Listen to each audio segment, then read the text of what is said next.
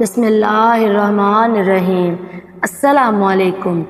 آج کے اس ویڈیو میں ہم آپ کے ساتھ حضرت موسیٰ علیہ السلام کے پیدائش کا ایک عجیب قصہ بیان کریں گے۔ آج ہم آپ کو ایسی معلومات دیں گے جو شاید آپ نہیں جانتے ہوں گے۔ حضرت موسیٰ علیہ السلام کی پیدائش مصر میں ہوئی۔ حضرت موسیٰ علیہ السلام حضرت یوسف علیہ السلام کے بعد تقریباً 550 سال بعد پیدا ہوئے۔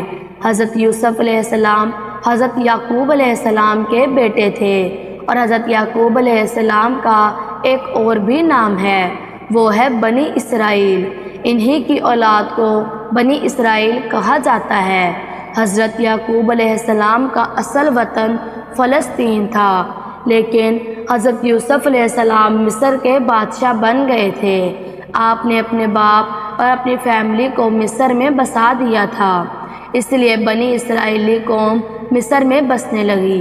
حضرت یوسف علیہ السلام کی وفات کے بعد مصر میں کئی بادشاہتیں آئیں، کئی فرعون آئے اور کئی گئے۔ پھر 550 سال بعد ایک ایسا فرعون آیا جس نے خدائی کا دعویٰ کیا، جس نے خدائی حقیقی کو للکارنے کی کوشش کی۔ اس فرعون نے بنی اسرائیلی قوم کو اپنا غلام بنا رکھا تھا، بنی اسرائیلی قوم پر بہت ہی ظلم ڈھاتا تھا۔ فرعون کے محل میں ایک نجومی تھا جس نے فرعون سے کہا کہ تمہارے درمیان ایک بچہ پیدا ہوگا جو تمہیں ختم کر دے گا، تمہاری حکومت ختم کر دے گا اور تمہیں قتل کر دے گا۔ فرعون نے حکم دیا کہ بنی اسرائیلی قوم میں جتنے بھی بچے پیدا ہوں ان سب کو قتل کر دیا جائے۔ اس طرح مصر میں بچے قتل ہونے لگے، اور جو خواتین ہوتی تھی ان کو غلام بنا لیا جاتا تھا۔ انہی حالتوں میں حضرت موسیٰ علیہ السلام کی پیدائش ہونے والی تھی، لیکن آپ کے حمل کے آثار کو اللہ تبارک و تعالیٰ نے دنیا والوں سے چھپا رکھا تھا۔ جب حضرت موسیٰ علیہ السلام کی پیدائش ہوئی تو فرعون کو معلوم ہوا کہ شہر میں ایک بچہ پیدا ہو گیا ہے۔ فرعون نے حکم دیا کہ اس بچے کو ڈھونڈ کر فوراً قتل کر دیا جائے۔ حضرت موسیٰ علیہ السلام کی ماں کے دل میں اللہ پاک نے خیال ڈالا کہ تم بچے کو صندوق میں ڈال کر پانی میں بہا دو، تو حضرت موسیٰ علیہ السلام کی ماں نے بالکل ایسا ہی کیا، بچے کو صندوق میں ڈال کر پانی میں بہا دیا، اور ان کی ایک بیٹی تھی، ان کو اس صندوق کے پیچھے لگا دیا کہ جہاں جہاں یہ صندوق جائے تم اس کے پیچھے پیچھے جاؤ کہ یہ صندوق کہاں جائے گا۔ ایک ماں کے لیے کتنا مشکل ہوتا ہے اپنے دودھ پیتے بچے کو صندوق میں ڈال کر بہانا۔ صندوق بہتا ہوا فرعون کے محل کے تالاب میں پہنچ گیا۔ وہاں فرعون کی بیوی اور ملکائیں لطف اندوز ہو رہی تھی۔ صندوق پر ملکہ کی نظر پڑی۔ ملکہ نے کنیزوں کو حکم دیا کہ تالاب سے صندوق کو نکال کر لاؤ۔ صندوق کھولا گیا تو اس میں خوبصورت تندرست بچہ انگوٹھا چوس رہا تھا۔ اس ملکہ کا نام حضرت آسیہ تھا، جو فرعون کی طرح ظالم نہ تھی، بلکہ وہ تو رحم دل تھی۔ حضرت آسیہ کے پاس کوئی اولاد نہ تھی۔ حضرت آسیہ کے دل میں خیال آیا کہ اس بچے کو بیٹا بنا کے پالنا چاہیے۔ محل میں لوگوں نے فرعون سے کہا کہ یہ بچہ آپ کو ختم بھی کر سکتا ہے۔ فرعون کے دل میں خیال آیا کہ یہ وہی بچہ نہ ہو جس کا مجھے خواب آیا تھا، جو بنی اسرائیل کی قوم سے ہوگا اور مجھے ختم کر دے گا۔ لیکن فرعون کی بیوی نے کہا کہ یہ بھی تو ہو سکتا ہے کہ اس کو ہم اپنا بیٹا بنا لیں اور یہ لڑکا ہماری آنکھوں کی ٹھنڈک بن جائے۔ فرعون نے جواب دیا کہ یہ بچہ تیری آنکھوں کی ٹھنڈک ہے، میری نہیں۔ میں نہیں چاہتا کہ کوئی بھی بنی اسرائیل کا بچہ میری نگرانی میں پلے۔ فرعون نے بیوی کی باتیں سن کر ہاں کہہ دی۔ حالانکہ فرعون بہت ظالم شخص تھا۔ جیسے کہ ایک کہاوت ہے کہ کچھ کام ایسے ہوتے ہیں جو بڑے بڑے لوگ نہیں کروا سکتے، لیکن عورت کی نرم باتیں کروا سکتی ہیں۔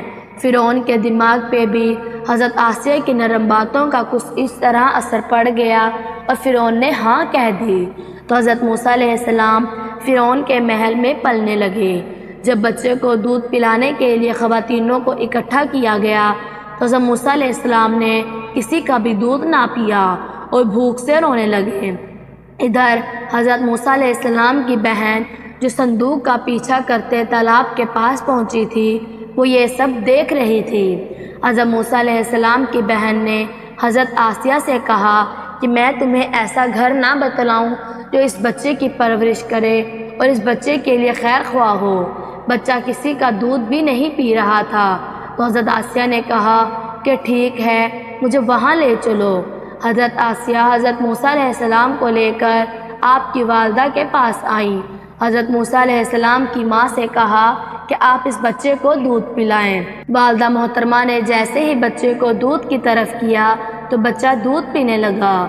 اس ماں کے صبر کا اللہ تبارک و تعالیٰ نے ایسا اجر دیا کہ حضرت موسیٰ علیہ السلام اپنی ماں کا ہی دودھ پی کر بڑے ہوئے۔ فرعون کے محل میں پرورش پا کر حضرت موسیٰ علیہ السلام بڑے ہوئے، لیکن اللہ تبارک و تعالیٰ نے حضرت موسیٰ علیہ السلام کو اپنا نبی بنایا۔ حضرت موسیٰ علیہ السلام نے فرعون سے بنی اسرائیلی قوم کو آزادی دلائی۔ حضرت موسیٰ علیہ السلام کے کتنے ہی معجزے فرعون نے اپنی آنکھوں سے دیکھے، لیکن فرعون ایمان نہ لایا۔ حضرت موسیٰ علیہ السلام نے وہاں کے لوگوں کو اسلام کی طرف دعوت دی اور فرعون سے بنی اسرائیلی قوم کو نجات دلانے کی کوشش کی۔ تو فرعون نے منصوبہ بنایا کہ حضرت موسیٰ علیہ السلام کو قتل کر دیا جائے۔ تو حضرت موسیٰ علیہ السلام کو اللہ تبارک و تعالیٰ نے حکم دیا کہ اے موسیٰ، بنی اسرائیل قوم کو مصر سے لے کر چلے جاؤ۔ تو حضرت موسیٰ علیہ السلام بنی اسرائیلی قوم کو لے کر نکل پڑے۔ فرعون کو یہ معلوم ہوا کہ حضرت موسیٰ علیہ السلام بنی اسرائیلی قوم کو لے کر جا رہے ہیں، تو فرعون بھی اپنا لشکر لے کر حضرت موسیٰ علیہ السلام کے پیچھے لگ گیا۔ جب حضرت موسیٰ علیہ السلام ایک دریا کے کنارے پر بنی اسرائیلی قوم کو لے کر پہنچے تو سامنے دریا تھا اور پیچھے فرعون اپنا لشکر لے کر آ رہا تھا۔ اللہ تبارک و تعالیٰ نے دریا کو دو ٹکڑوں میں تقسیم کر دیا، آدھا پانی اس طرف اور آدھا پانی اس طرف، درمیان میں راستہ بن گیا۔ وہاں سے بنی اسرائیلی قوم گزر گئی۔ فرعون اور اس کا لشکر وہاں دور کھڑا یہ منظر دیکھ رہا تھا۔ حضرت موسیٰ علیہ السلام اور بنی اسرائیلی قوم وہاں سے گزر چکی تھی۔ راستہ اب بھی موجود تھا، دریا دو ٹکڑوں میں تقسیم تھا۔ فرعون یہ منظر دیکھ رہا تھا۔ فرعون نے اپنے لشکر کو حکم دیا کہ ہم بھی یہیں سے گزریں گے۔ جیسے ہی فرعون اپنا لشکر لے کر اس دریا کے درمیان میں آیا، اللہ تبارک و تعالیٰ نے پانی کو حکم دیا کہ اب تو ویسا ہو جا جیسا تو پہلے تھا۔ اللہ تبارک و تعالیٰ کے حکم سے پانی پھر سے جڑ گیا اور فرعون خود اپنے لشکر کے ساتھ اس پانی میں ڈوب کر مر گیا۔ یہ منظر اور فرعون کا عذاب حضرت موسیٰ علیہ السلام اور بنی اسرائیلی قوم دیکھ رہی تھی۔ اس کے بعد حضرت موسیٰ علیہ السلام اور بنی اسرائیلی قوم نے اللہ تبارک و تعالیٰ کا شکر ادا کیا۔